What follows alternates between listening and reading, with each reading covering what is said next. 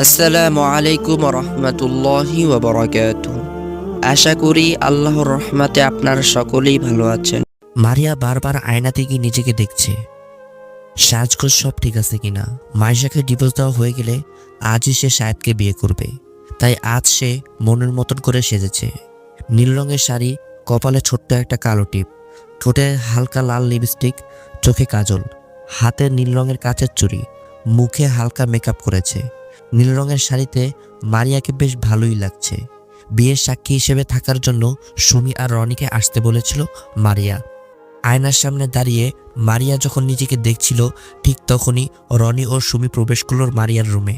সুমি বলল, ওয়াও, নীল শাড়িতে তোকে ডানাকাটা পুরীর মতো লাগছে। আজ তো শাহেদ তোকে দেখলে চোখ ফিরাতেই পারবে না, ফাটাফাটি লাগছে তোকে। মারিয়া বলল, থ্যাঙ্কস। সুমি বলল, ওয়েলকাম। মারিয়া খেয়াল করলো রনি কিছুই বলছে না, চুপচাপ আছে। অন্যদিন মারিয়ার রূপের কত প্রশংসা করেছে, বাট আজ কিছুই বলল না। তাই মারিয়া রনিকে উদ্দেশ্য করে বলল, কিরে রনি, তুই কিছু বলবি না? রনি বলল, আমি কি বলবো? মারিয়া বলল, আমাকে কেমন লাগছে দেখতে, সেই ব্যাপারে কিছু বলবি না? রনি বলল, ভালো লাগছে। মারিয়া বলল, কিরে এমন করে কথা বলছিস কেন? তোর মন খারাপ নাকি? রনি বলল, আরে না, মন খারাপ হবে কেন? আচ্ছা, শাহেদ কখন আসবে? এখনো আসছে না কেন? ওকে কল করে দেখতো, দেরি করছে কেন? মারিয়া বলল, তুই কিন্তু শাহেদের প্রসঙ্গ টেনে নিয়ে এসে কিছু একটা লুকালি।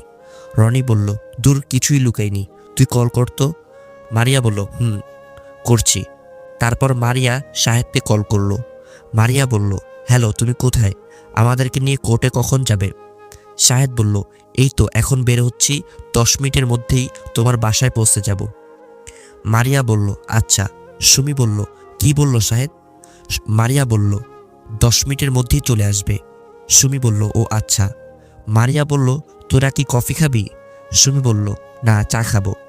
মারিয়া বলল, এই নাজমা, আমার রুমে 3টা কাপ চা দিয়ে যেত। নাজমা বলল, আনতাসি আফা। নাজমা হচ্ছে মারিয়ার বাসার কাজের মেয়ে। নাজমা মারিয়ার মায়ের বয়সী মহিলা, তবু ওনাকে নাম ধরেই ডাকে বজ্জাত মারিয়া। একটু পর নাজমা এসে মারিয়ার রুমে চা দিয়ে গেল। আমি বললাম, উফ, আর কতক্ষণ করে বসে থাকবো?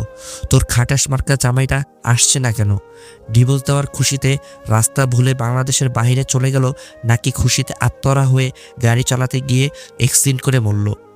আয়শা বলল, আয়শা, মার খাবি কিন্তু, কি সব উল্টাপাল্টা বকছিস? আমি বললাম, এতক্ষণ কি করছে খাটাসটা? আমাদের আসতে বলে নিজে আসছে না কেন? ভাইয়া বলল, কথা বলার আদব কায়দা সব ভুলে গেছিস নাকি? আমি বললাম, আমি তোমাদের মতো এত উদার না, বুঝলা?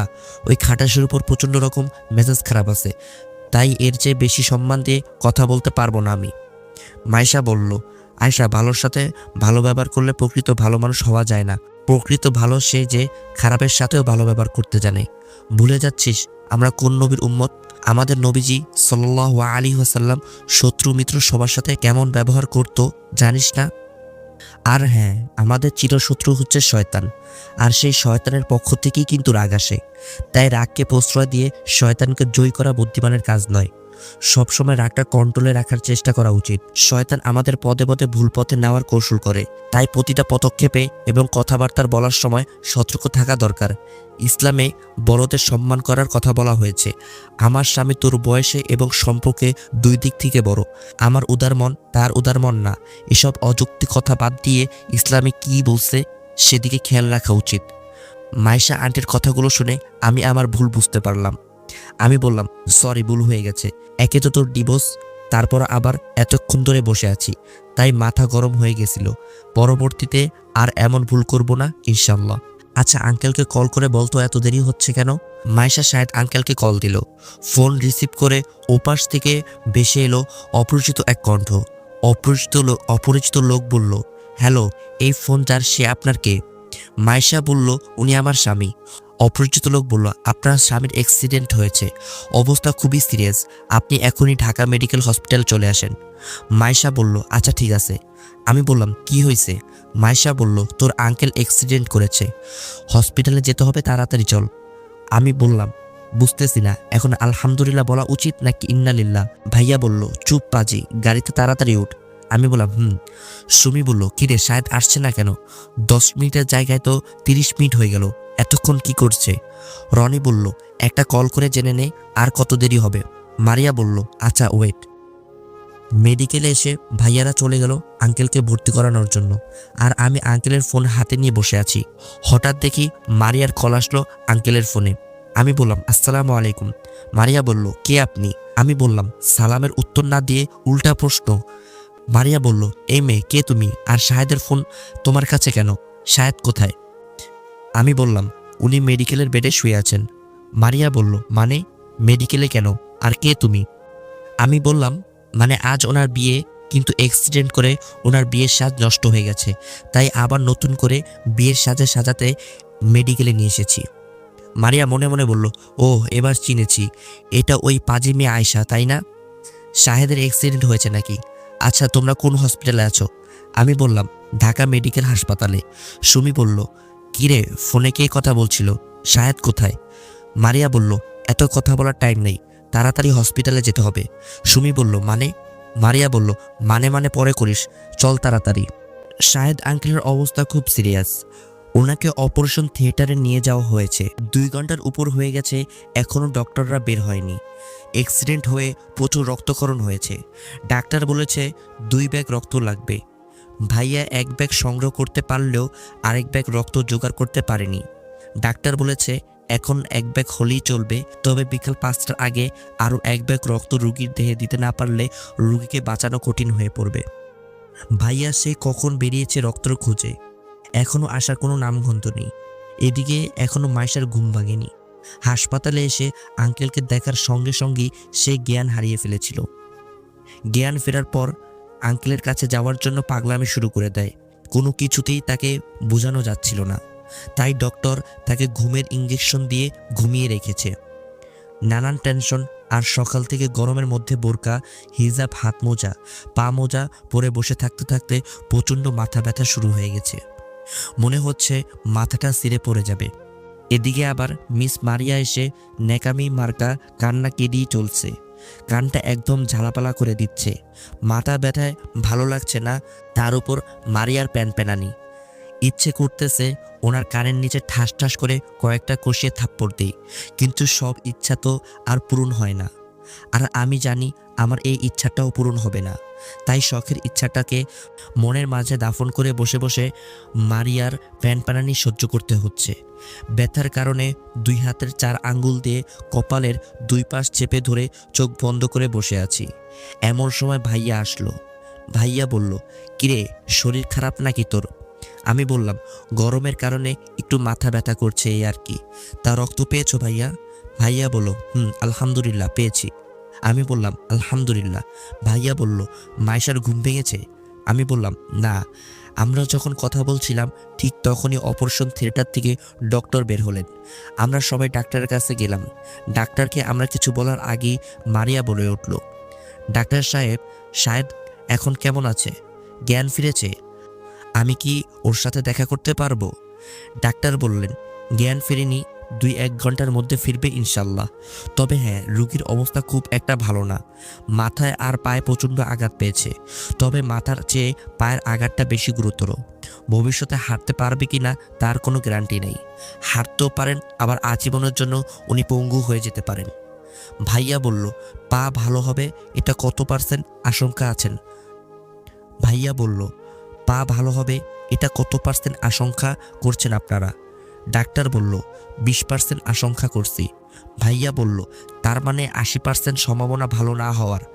ডাক্তার বলল, জি। শোনেন, আপনি এই ওষুধগুলো তাড়াতাড়ি কিনে নিয়ে আসেন, আমি এখন আসি। ভাইয়া প্রেসক্রিপশন নিয়ে ওষুধ কিনতে চলে গেল। আমার পাশে মারিয়া আর তার বান্ধবী দাঁড়িয়ে আছে। মনে মনে ভাবলাম, এই তো সুযোগ পেয়েছি, এবার মারিয়াকে একটু বাজিয়ে দেখি। আমি বললাম, সো স্যাড মিস মারিয়া, আপনার জন্য আমার খুব কষ্ট লাগছে। এত সুন্দর একটা মেয়ের জামাই হবে কিনা পঙ্গু, ভাবতে কষ্টে কান্না পাচ্ছে আমার। আমার কথা শুনে মারিয়ার সুন্দর মুখটা বাংলার প্যাসের মতো হয়ে গেল। ভয়ে চুপসে গেল সে। মারিয়া আমতা আমতা করে বলল, আমার জামাই মানে? শাহেদ তো মাইশার জামাই। আমি বললাম, সেটা তো মাত্র কয়েকটা দিনের জন্য, আপনার হবু জামাই একটু সুস্থ হলেই তো মাইশাকে ডিভোর্স দিয়ে আপনাকে বিয়ে করে নেবে, আর আপনিও তো ওনাকে বিয়ে করার জন্য পাগল হয়ে আছেন, তাই না? আপনি তো ওনাকে নিজের চেয়েও বেশি ভালোবাসেন।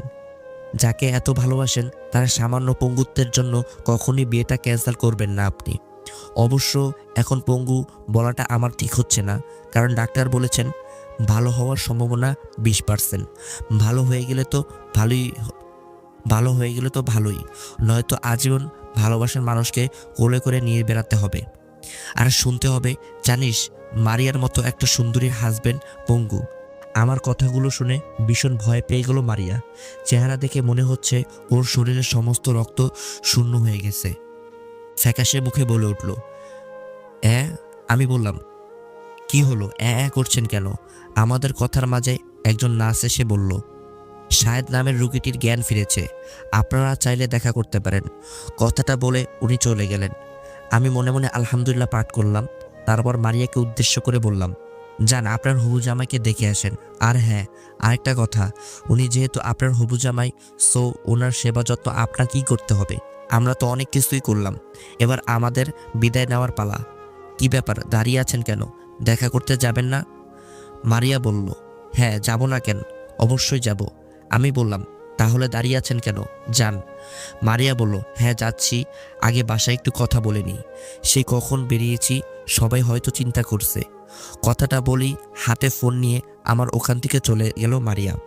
আমি খুব ভালো করেই বুঝতে পারছি পঙ্গুত্বের আর সেবা করার কথা শুনে বাসায় কথা বলার বাহানা দিয়ে পালিয়ে যাচ্ছে মারিয়া।